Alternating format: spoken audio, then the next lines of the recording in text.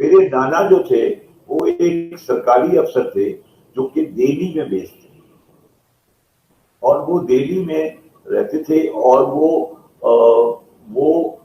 پاکستان کی تحریک کے بہت سرگرم کارکن تھے، اور وہ باقاعدگی سے قائد اعظم اور لیاقت علی خان سے ملتے رہتے تھے، اور وہ پاکستان بنانے کی مہم کے بہت بڑے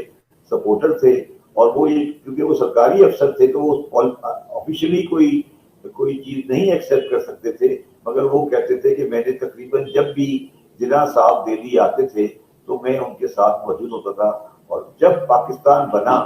تو انہوں نے پاکستان بننے کے بعد جب ان کو آپشن دیا گیا کہ آپ پاکستان میں رہیں گے یا آپ انڈیا میں رہیں گے، تو انہوں نے پاکستان آپٹ کیا، اور ان کو 1947 سے پہلے ہی جو لوگ افسران کو پاکستان بھیجا گیا تھا پاکستان کی اسٹیبلشمنٹ کو بنانے کے لیے، میرے نانا اس میں ان افسران کا حصہ تھے، اور وہ لاہور میں آ کر اس بلڈنگ میں جو آج اسٹیٹ جج کا دفتر ہے اس میں آ سر کے ان کا نام کیا تھا؟ ان کا نام تھا جمیل جعفری صاحب،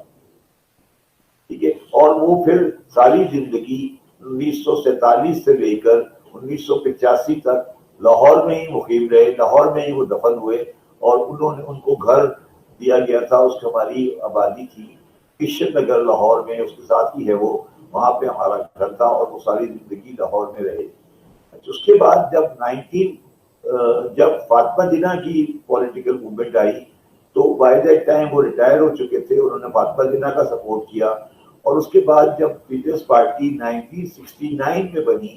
تو میرے نانا اس پارٹی کے بننے کی کنونشن میں موجود تھے،